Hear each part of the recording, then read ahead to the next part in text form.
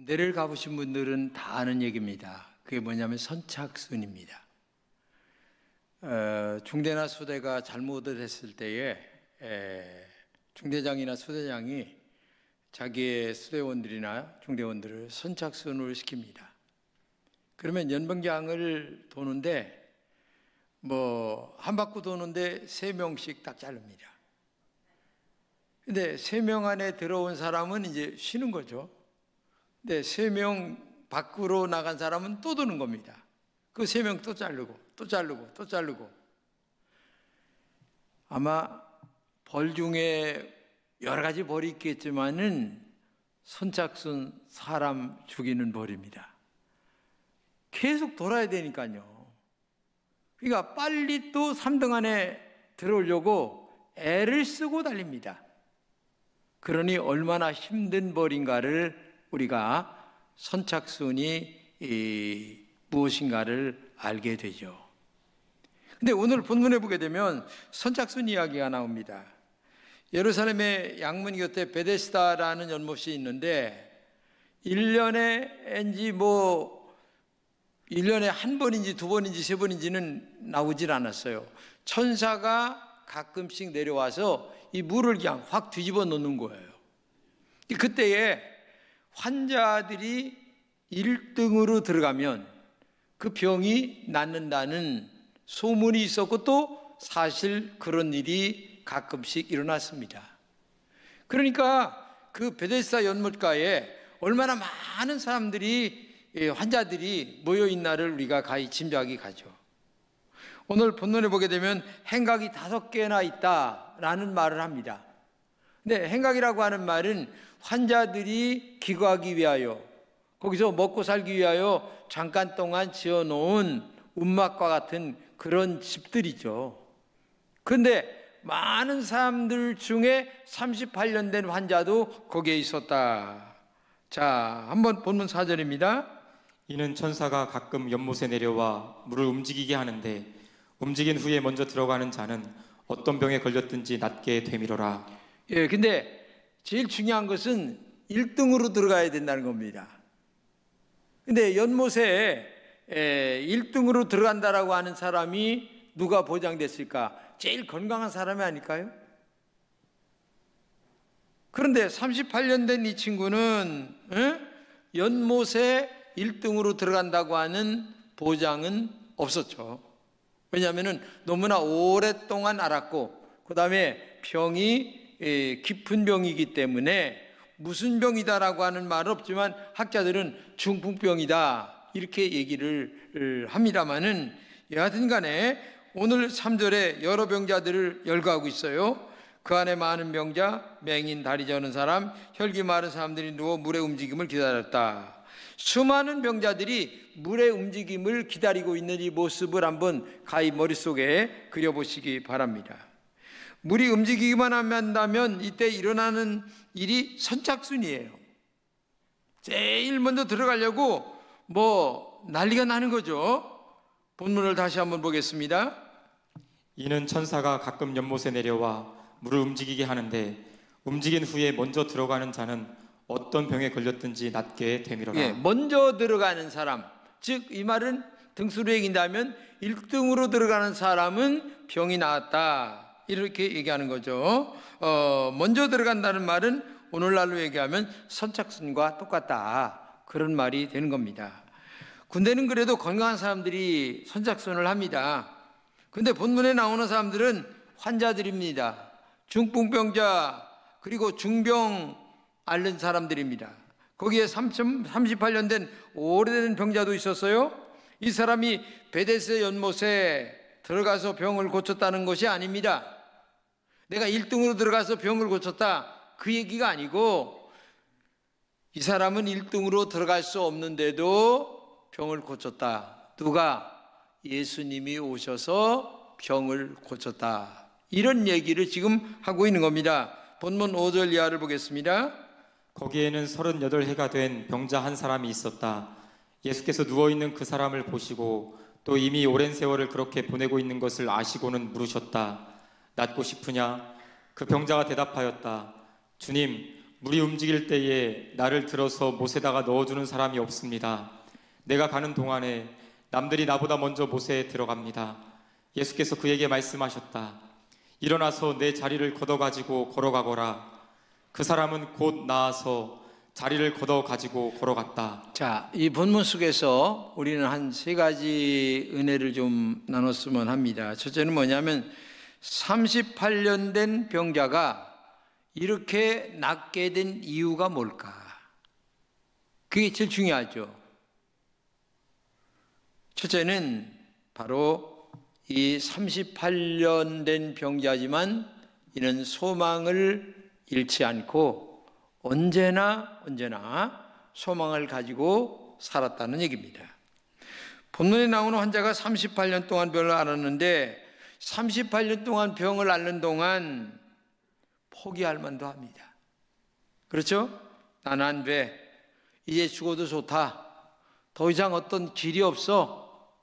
이렇게 생각할 수도 있겠죠. 그런데 38년 되었지만은 이 사람에게 가장 소중한 마음의 하나가 뭐냐면 아니야. 나는 그래도 병을 고쳐야 돼. 병을 고칠 수 있어. 어떤 일이 있어도 나는 나을 거야. 라고 하는 자기 내면의 속에 소망을 잃어버리지 않았다는 겁니다. 나는 하나님의 생명을 데려가기 전까지 어떤 일이 있어도 나는 살아날 거야. 하나님은 살아계시고 또 분명히 기적 같은 일이 일어날 수도 있어.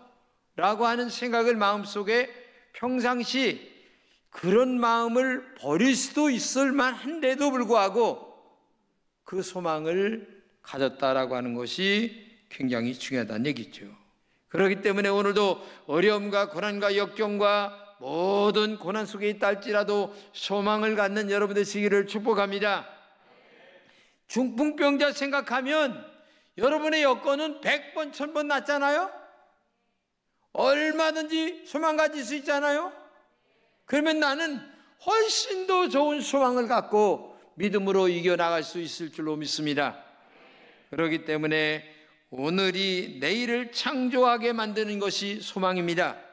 여러분도 어려운 중에도 소망을 가지고 늘마다 환경과 조건과 내면과 자기 내면과 싸워서 이겨나가는 여러분 되시기를 진심으로 축복합니다. 두 번째는 38년의 중풍병자는 인내하는 사람이었습니다. 소망을 갖다 보니까 나도 모르는 사이에 인내가 생기게 되는 거죠. 우리가 마음이 답답할 때 산에 올라가 금식기도 옛날에 참 많이 했습니다. 정말 많이 했어요. 1년이면은 대여섯 번씩 올라가서 3일 금식, 5일, 7일, 열흘 금식하고 내려왔습니다. 근데 요새는 분위기가 등 따시고 배부르니까 기도 안 해도 모든 것들이 해결되고 그렇게 하니까 기도 안 해요. 참 이게 안타까워요. 한마디로 얘기하면 인간적으로만 신앙생활이 된다는 얘기입니다. 영적인 하나님의 영과 동행하는 신앙생활이 안 되고 내가 신앙생활을 하는 거예요. 그러면서 내가 평가하고 내가 잘하는 걸로 생각합니다. 이것은 정말 잘못된 신앙이다 하는 생각을 가져봐요. 그래서 정말 경험을 합니다. 어떤 경험? 영적 경험. 하나님 만나고 돌아옵니다. 얼마나 기쁘게 산에서 이제 룰루랄라 나는 이제 믿음 생활 잘할 거야 하면서 딱 내려오는데 중요한 것은 집에 딱 와보면 현실은 또 그렇지 않아요. 저도 많이 경험한 거예요. 옛날에 기도원에 가서 은혜 받고 딱 내려오면 그날 은혜 다 쏟아버려요. 왜? 현실이 안 그러니까. 산에서 기도하는 것과 전혀 다른 짜증나는 일들이 현실 속에 많이 나타나고 있다는 얘기예요. 나로 하여금 산으로 갈 수밖에 없게 현실이 꿈쩍도 않고 기다리고 있는 이런 현실 속에 또 내려와서 또 사는 거예요. 이것이 우리가 살아가는 현실입니다. 변하지 않는 현실이에요. 본문에 38년 된 환자입니다. 7절입니다. 그 병자가 대답하였다.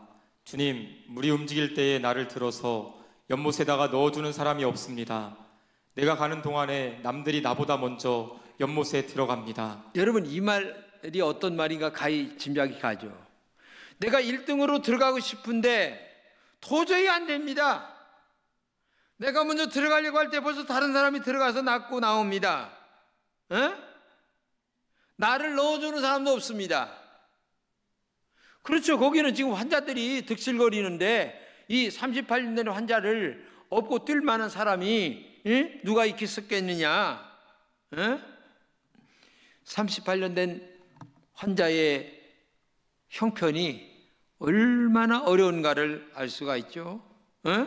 그래서 1등으로 들어가야 되는데 1등으로 갈 수가 없다고 하는 자기의 형편과 처지를 예수님에게 그대로 얘기를 하는데 이 사람의 신세 타령이에요. 한마디로 얘기하면 자기의 신세 타령을 그대로 예수님께 얘기해요. 그런데도 중요한 것은 38년 동안 인내하고 기다렸다는 게 이게 중요한 거예요. 맨날 꼴등이 된다 할지라도 나는 그래도 언젠가는 1등할 날이 올 수도 있어 라고 하면서 아주 끔찍하게 자기 자신과 싸워서 인내하며 기다렸는데 놀라운 사실은 그때 예수님이 자기가 1등으로 들어간 것이 아니라 예수님이 자기에게 찾아왔다는 거예요. 이게 중요한 겁니다. 찾아온다는 것은 도저히 생각조차 한 번도 해본 적이 없는데, 꿈에도 그런 생각 해본 적이 없는데 놀랍게도 예수님이 그에게 찾아왔다는 것이 중요한 것입니다. 그렇기 때문에 우리가 신앙생활하면서 여러 가지 어려움들이 많이 있어요. 가정의 어려움, 물질의 어려움, 건강의 어려움, 여러 가지 어려움들이 많이 있는데 그때마다 제일 소중한 것 중에 하나가 소망을 갖고 그 다음에 또 마음속에 인내심을 갖고 끝까지 하나님의 은혜를 기다리는 그 믿음이 여러분들에게 있어야 될 줄로 믿습니다. 우리가 알다시피 참을인 자 3번이면 살인도 피한다는 말이 있잖아요. 분노를 사랑의 눈물로 씻어내는 그것이 중요합니다. 정말 참을인이 완성될 때에 하늘의 날개옷, 천사의 옷을 입는다는 말도 있습니다. 그때까지 하루하루를 참으면서 여러분의 영적인 옷을 엮어가시기를 바랍니다. 그 인의 날줄과 시주를 엮어갈 때에 천사의 옷을 입는 날이 어느 날인가 우리에게 올 줄로 믿습니다. 그렇기 때문에 오늘도 참고 인내하는 마음이 우리에게 얼마나 소중한가를 우리가 알아야 됩니다. 베드로서 3장 9절에 이렇게 말씀하십니다. 아무도 멸망치 않고 다 회개하게 오래 이르기를 원하시기 때문이다. 그렇죠? 하나님이 지금도 재림하고 싶은 마음이 있겠죠. 그런데 왜 재림을 안 하실까요? 그것은 다른 게 아니라 한 사람이라도 멸망치 않고 천국에 들여보내기 위하여 재림이 늦어진다는 의미로 볼 수가 있는 거죠. 누가복음 21장 19절입니다. 너희의 인내로 너희 영혼을 얻으리라. 너의 인내로 너의 영혼을 얻으리라 그랬습니다. 인내할 때의 영혼을 얻습니다. 저도요, 후회할 때가 너무 많아요.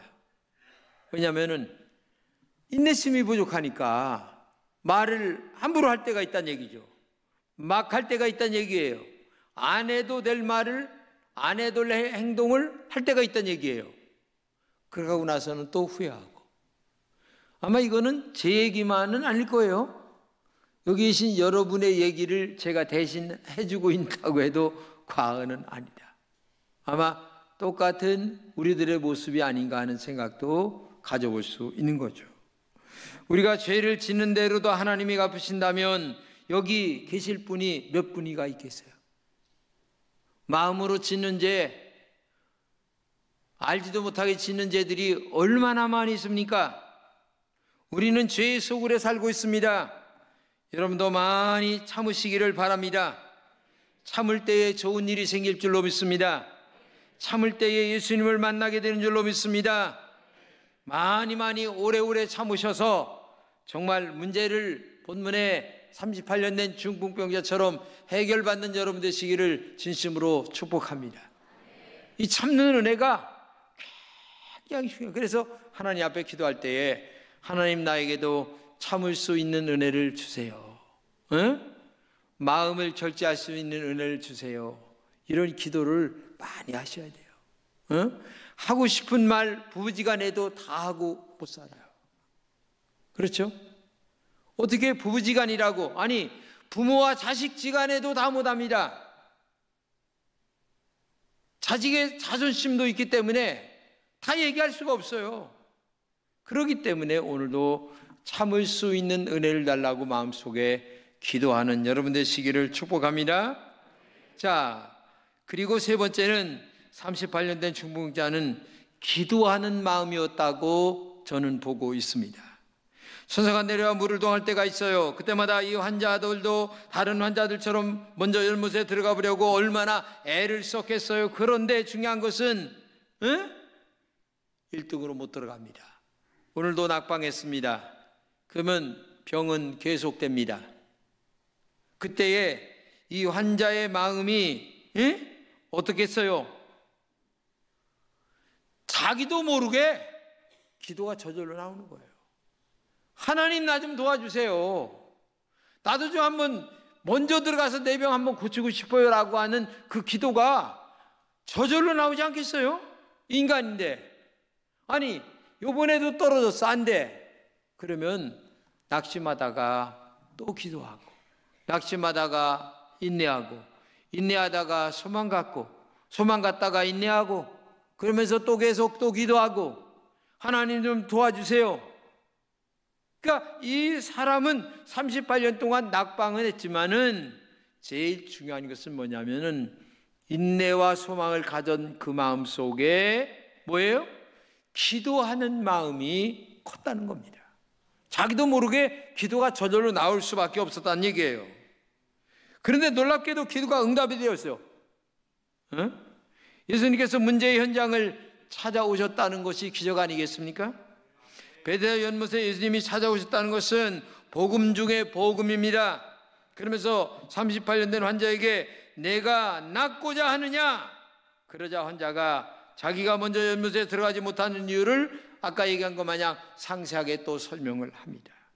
그러자 예수님은 먼저 연못에 들어가도록 하신 것이 아닙니다. 본문 8절입니다. 예수께서 그에게 말씀하셨다. 일어나서 내 자리를 걷어가지고 걸어가거라. 그 사람은 곧 나아서 자리를 걷어가지고 걸어갔다. 예수님께서 그래 내가 부축해 주마. 네가 제일 먼저 들어가도록 하고 다른 사람들은 나중에 들어가도록 해서 내가 고쳐주겠다. 그게 아니라 오늘 본문의 얘기가 뭐냐면은 일어나 내 자리를 걷어 가지고 가라. 말씀 한마디 하시니까 이 38년 된 중풍병자가 돗자리를 들고 일어나 걸어갔다라는 얘기가 중요한 겁니다. 왜냐? 기도했기 때문에 예수님 찾아오셨고 그 예수님은 단번에 전능하신 분이기 때문에 말씀 한마디로 이 환자를 고쳐주신 줄로 믿습니다. 그것은 예수님이 직접 찾아오심으로 말미암아 시작되었어요. 하나님은 살아계십니다. 그 하나님은 우리의 마음까지 다 알고 계십니다. 우리의 모든 행동도 보고 계십니다.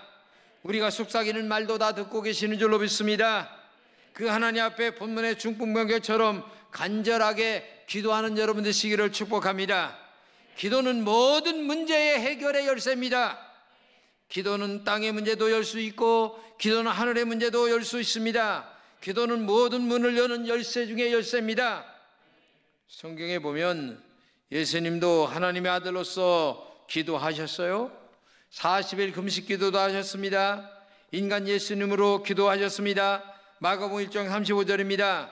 아주 이른 새벽에 예수께서 일어나서 외딴 곳으로 나가셔서 거기에서 기도하고 계셨다. 아주 이른 새벽에 외딴 곳에 혼자 가서 기도하셨다. 이게 중요합니다. 그렇기 때문에 우리가 기도해야 된다는 얘기입니다. 기도라는 말 자체가 하나님을 의지하고 하나님을 바라보고 하나님께 사모하는 마음을 두라는 뜻입니다. 근데 기도 안 하면 인간적인 잔머리만 계속 굴리게 됩니다. 그렇잖아요. 이 방법 저 방법만 계속 생각하게 되지 않겠어요? 그러나 너의 방법보다도 하나님의 방법을 찾으라는 얘기입니다. 하나님의 뜻을 찾으라는 얘기입니다. 그러면 내가 너의 문제를 해결해 주겠다라고 주께서 말씀하고 계시는 것입니다. 베데스다 연못은 절망의 끝이면서도 희망의 시작이기도 한 곳입니다. 1등으로 들어가면 희망의 사람이 되는 곳입니다. 그러나 1등이 아니면 절망의 사람이 되는 곳입니다. 우리의 삶도 마찬가지입니다. 지금 여러분들의 앞에는 절망도 있고 희망도 있습니다. 그러나 절망이 변하여 희망의 사람이 되기 위해서는 오늘도 소망을 갖고 인내를 갖고 그리고 진정으로 하나님 앞에 열심히 기도하며 믿음으로 하나님을 의지하며 살아갈 때에 어느 순간 나도 모르는 사이에 하나님이 찾아오셔서 여러분의 모든 문제를 해결해 주실 줄로 믿습니다. 그렇기 때문에 오늘도 변함없이 예수님은 찾아오십니다. 시편 33편 1절입니다. 그러나 여호와의 계획은 변함이 없고 그의 목적은 어느 세대에나 한결같다. 그렇죠. 변함이 없습니다. 한결같습니다. 살아계신 예수님은 어제나 오늘이나 영원토록 동일하신 분이 우리가 믿는 하나님이신 줄로 믿습니다. 영원토록 변함없으신 그분에게 나의 믿음으로 변함없이 보여드릴 때에 내가 생각하지 않은 날, 어느 날인지 모르겠지만은 주님이 찾아오신다는 사실을 기억하면서 정말 우리가 희망의 다리를 놓치지 말고 끝까지 믿음으로 승리하는 여러분 되시기를 축복합니다. 사실 우리가 먼저 하나님을 사랑한 것이 아니에요. 하나님이 우리를 먼저 사랑하셨습니다. 그리고 아들 예수를 보내셨습니다. 요한일서 4장 10절입니다. 사랑은 여기 있으니 우리가 하나님을 사랑한 것이 아니요 오직 하나님이 우리를 사랑하사 우리 죄를 위하여 화목제로 그 아들을 보내셨음이니라. 아들까지 보내신 그 예수님이 아들보다 못한 것들을 왜 보내지 않겠느냐? 그 말씀을 지금 하고 있는 거예요. 그렇기 때문에 오늘도 어떤 어려움과 고난과 역경 속에 있다 할지라도 여러분과 제가 소망을 잃지 않고 인내를 하면서 날마다 깨어 기도하며 산다면 어느 한순간에 희망의 역사가 일어나게 될 줄로 믿습니다. 돗자리를 들고 일어나는 순간이 찾아오게 될 줄로 믿습니다. 위대한 음악가 핸델은 몸이 건강하지 못했다고 그래요. 경제적으로도 굉장히 어려웠습니다. 그는 절망의 끝에서 신음하고 있었습니다.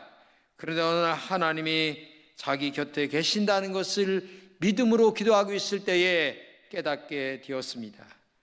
그때 그는 펜을 잡고 곡을 쓰기 시작했는데 그게 역사의 전무후무한 메시아라고 하는 곡을 만들게 되었습니다. 그는 메시아를 작곡하면서 나는 메시아를 작곡할 때 천사들이 내 곁에 찬송하는 소리를 매 시간마다 들었다. 그러니까 자기가 작곡한 게 아니라 하나님의 천사의 소리를 들으면서 곡을 썼기 때문에 유명한 메시아라고 하는 곡이 탄생이 되어서 엄청난 대곡으로 역사 속에 남게 되었다는 것입니다. 핸델의 옆에 계신 하나님은 우리의 옆에도 지금도 계시는 줄로 믿습니다. 우리가 어떤 자리든 그곳이 주님이 계신 자리임을 인식하면서 여러분 사시기를 축복합니다. 이사야 43장 2절입니다. 내가 물 가운데로 지날 때에 내가 함께할 것이라. 강을 건널 때에 물이 너를 침몰치 못할 것이며 내가 불 가운데로 행할 때에 타지도 아니할 것이요 불꽃이 너를 사르지도 못하리니. 세상에서 제일 무서운 것이 물과 불이다 얘기하잖아요. 근데 제일 힘들고 어려운 물과 불, 강물, 아니면 홍수, 아니면 산불. 산불은 6불이다 라는 말도 있잖아요. 진짜예요. 여기서 불이 있는데 언제 50m 날아가서 불이 붙는지 알 수가 없어요. 왜? 바람에 날아가서 그렇게 불이 붙는 거예요. 그런데 그러한 어려움과 고난 속에 있다 할지라도 너희들이 기도한다면 물 가운데 있다 할지라도 불 가운데 있다 할지라도 내가 너를 도와줄 것이다. 힘내라. 용기 내라. 지금도 하나님이 말씀하시는 줄로 믿습니다. 우리가 느끼지 못하고 보지 못해도 우리 예수님은 우리 곁에 지금도 계시는 줄로 믿습니다. 그러므로 소망을 가지시기 바랍니다. 인내하시기 바랍니다. 기도하시기 바랍니다. 그러면 주님은 내 곁에 항상 계셔서 언젠가 나에게 찾아와 소망의 돗자리를 들고 일어나 걸어가라 말씀하시는 줄로 믿습니다. 그 예수님을 마음속에 모시고 오늘도 이 어려운 환경과 여건 속에 있다 할지라도 날마다 희망과 용기로 살아가는 우리 금천의 모든 성도들이 되시기를 진심으로 축복합니다.